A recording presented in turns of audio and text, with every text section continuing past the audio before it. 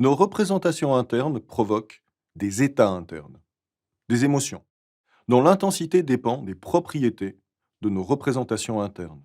Si vous avez peur des serpents, il vous suffit d'imaginer un serpent pour avoir peur. L'intensité de la peur dépend des propriétés de l'image mentale.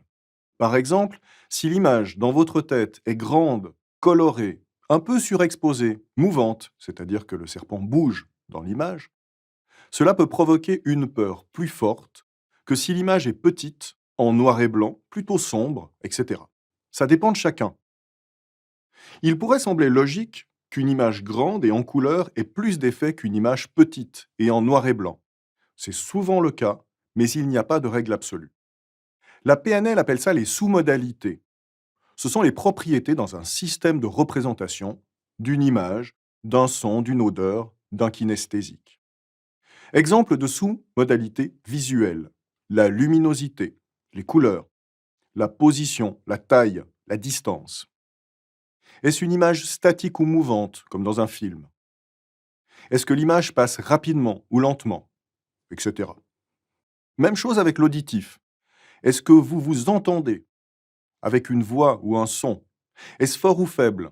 Est-ce que ça va plutôt vers les aigus, le grave? Est-ce que la phrase est parlée rapidement ou lentement? La voix est-elle plutôt proche ou plutôt lointaine? Plutôt sèche ou chaleureuse? Est-ce qu'il y a de l'écho? Ce sont vos représentations internes qui provoquent ces sous-modalités. Et heureusement, il est possible de les modifier. Faites cet exercice. Arrêtez la vidéo, choisissez un souvenir agréable et observez comment il se représente à l'intérieur de vous. Observez les sous-modalités de ce souvenir. Est-ce une image, un son, un mouvement? Est-ce intense, doux, lumineux? Lorsque vous avez un peu observé les qualités de cette sensation, prenez une sous-modalité, une seule, et amusez-vous à la changer pour voir si votre émotion change également. Par exemple, si l'image est lumineuse, essayez de l'assombrir un peu ou de la rendre encore plus lumineuse jusqu'à ce qu'elle soit très surexposée. Essayez de noter finement comment cela change vos émotions. Prenez chaque sous-modalité que vous voulez essayer et effectuez des ajustements. Amusez-vous. Ensuite, choisissez un souvenir désagréable et faites le même exercice. Allez-y. J'espère que vous avez découvert des choses sur vous-même.